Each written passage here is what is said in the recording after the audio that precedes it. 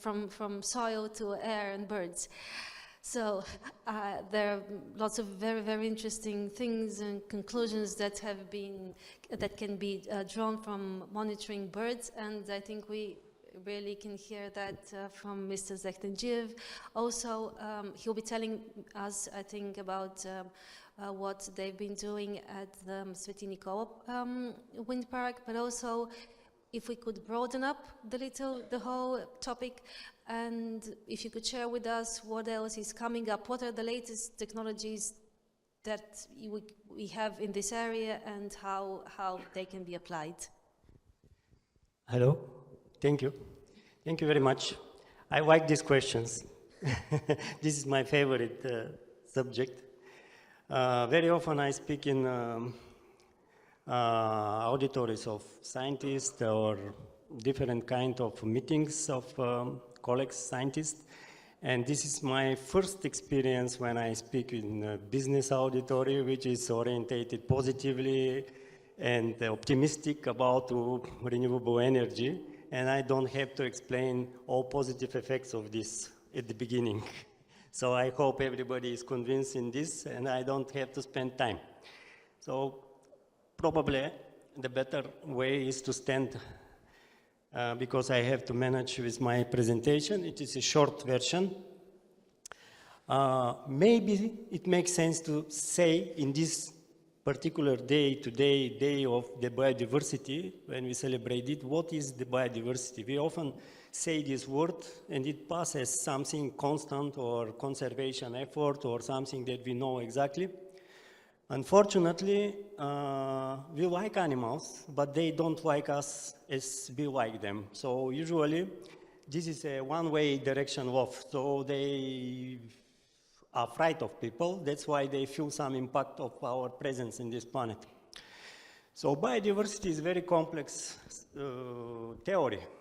And the most important that we should consider when we speak about monitoring of renewable energy is that this is not a constant. It is not an N given once by God and never change. It is a constant process of creation of biodiversity, which is often skipped by conservation organizations when they think and act in current days, especially about in Bulgaria and renewable energy.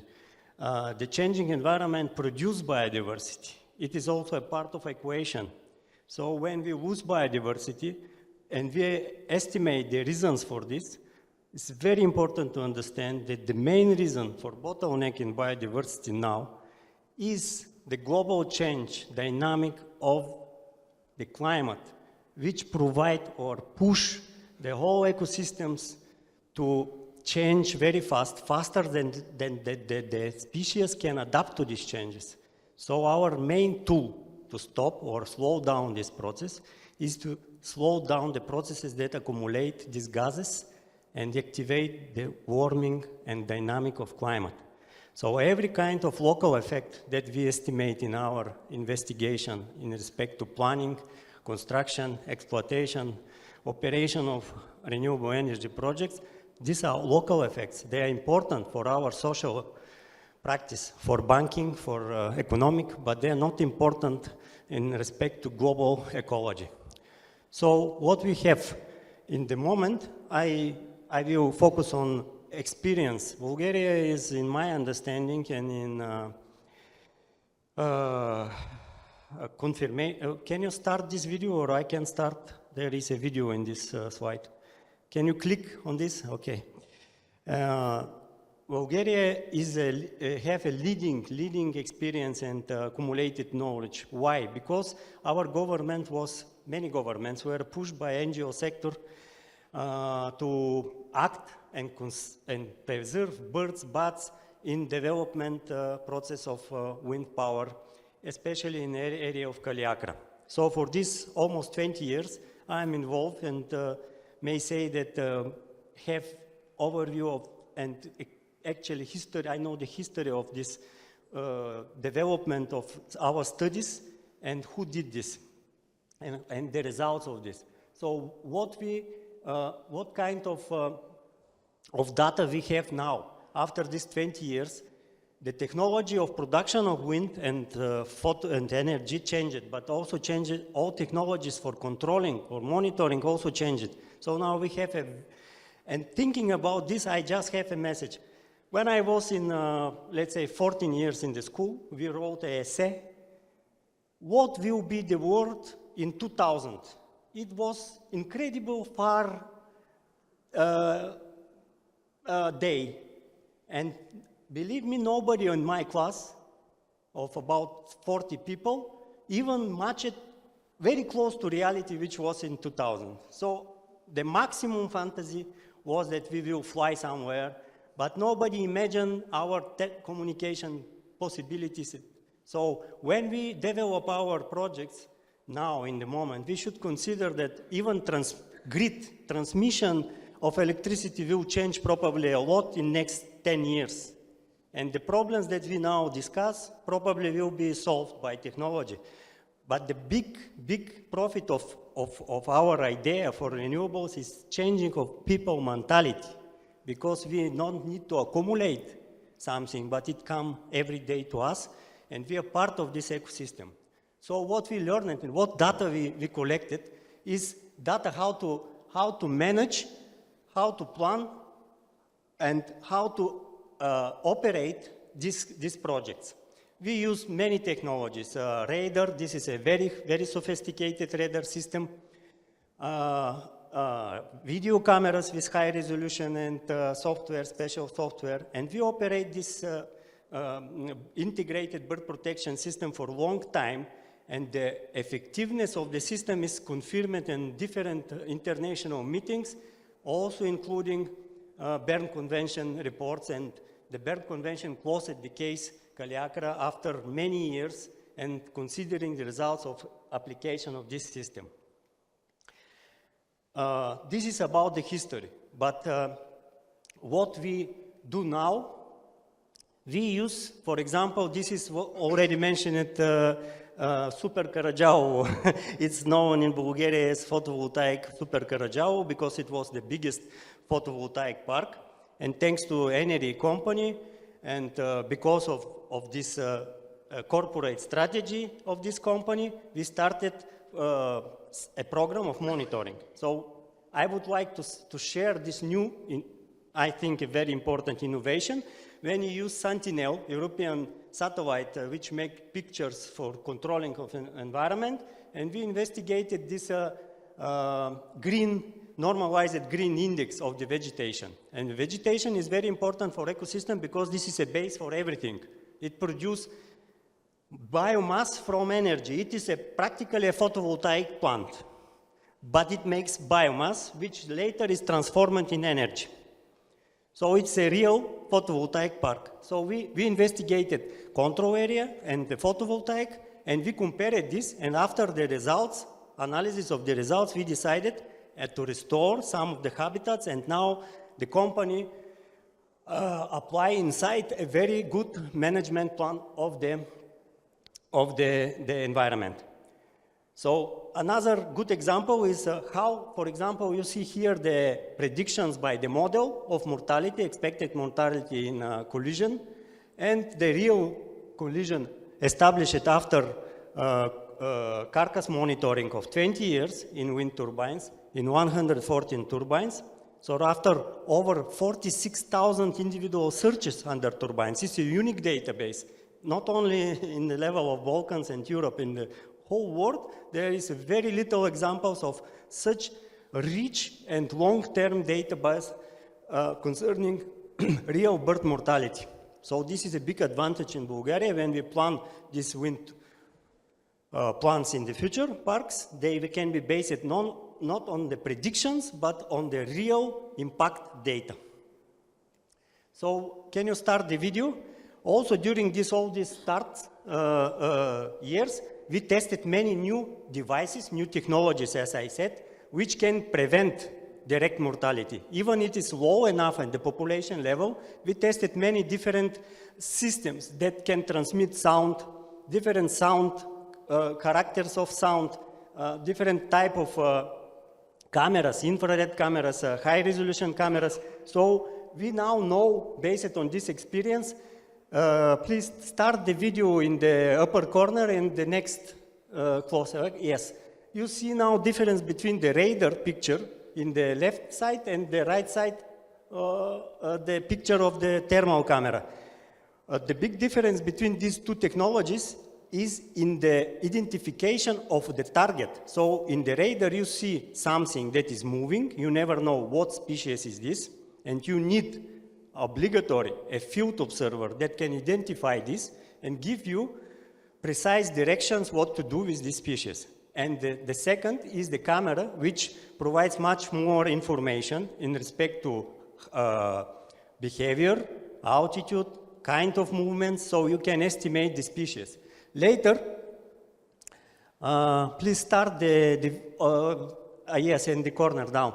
We use also this GPS technology, which allow you to track precisely movement of single bird. And we install these GPS devices on many, we call them example species, so species that give us, this is a middle-sized raptor species, diurnal raptor, which is most often collision victim in the wind park. So we investigate altitude, behavior, presence during the seasons, and the sample size is quite good to allow us make further analysis in GPS software. So when we do this GPS analysis, we have very precise information about seasonal variation in the altitudes. It is the graphs in the top. And when these species are present in the territory, how they behave during the breeding season, how much is the space they cannot use in the wind farm territory. So what is this displacement effect?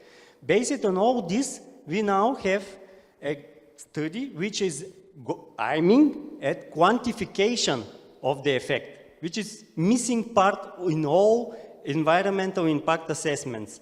We stop in the question, did you make cumulative effect calculation? And when we ask how we make this cumulative effect, they say, oh, you should account all kinds of projects, but how you can't account on these projects if you don't know a single effect? So when we have a quantity measurement of this, we can come to quantification of different sizes, even the national scale of effect, and even international and global scale of effect of wind farm.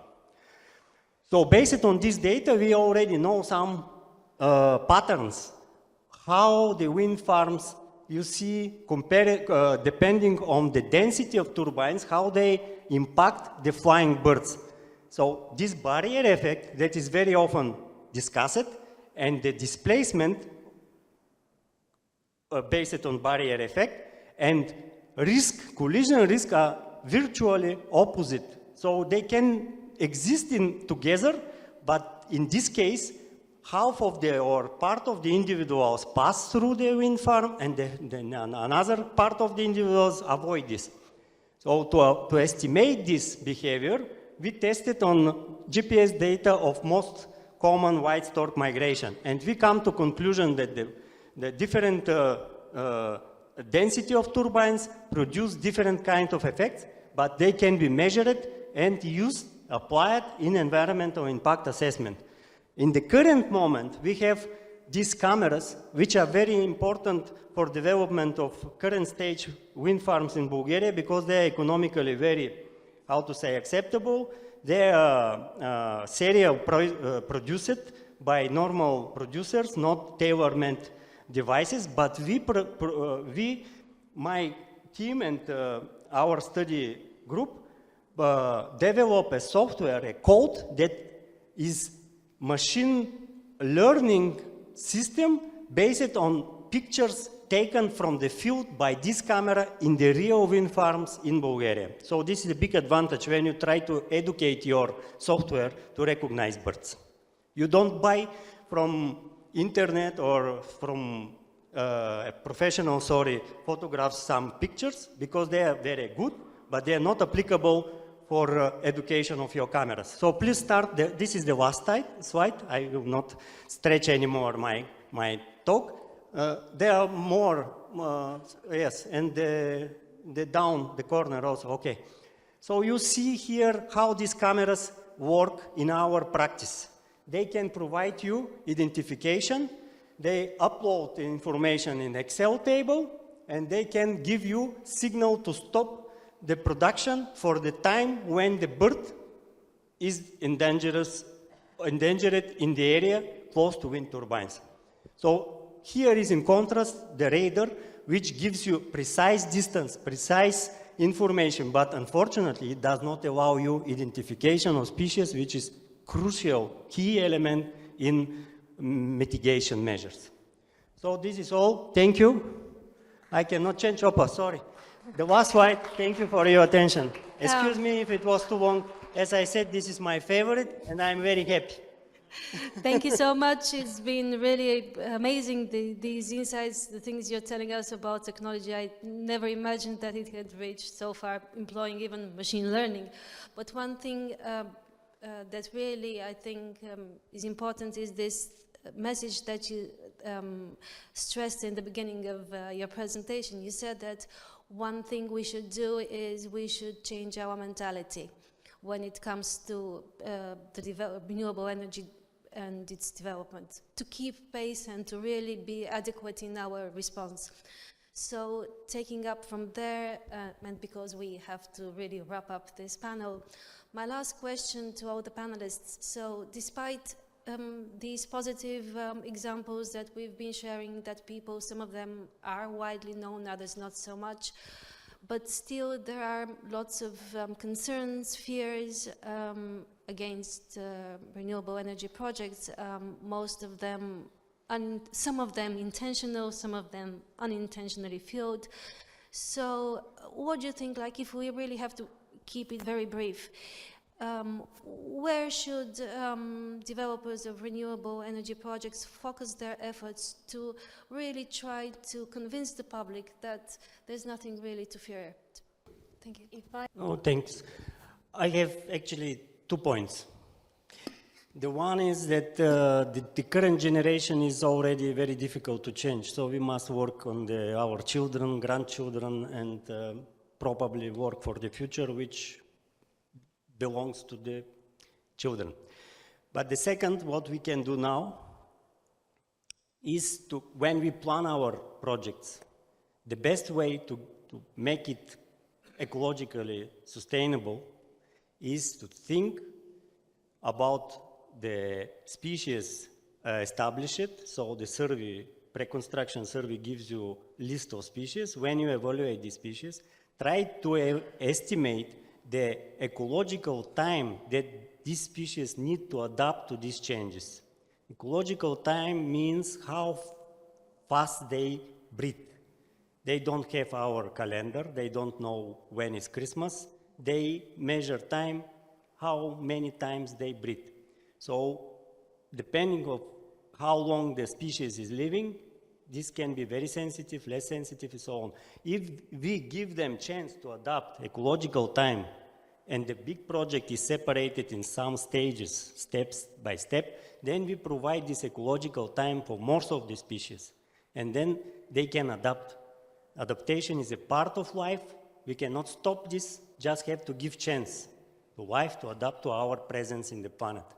So this is my message. Okay. Thank you. So if I have to wrap it up, it's fight disinformation with facts and data, and also think about the species at the site of your projects and give them time to adapt. Okay, thank you. Thank you to my panelists, and thank you to all.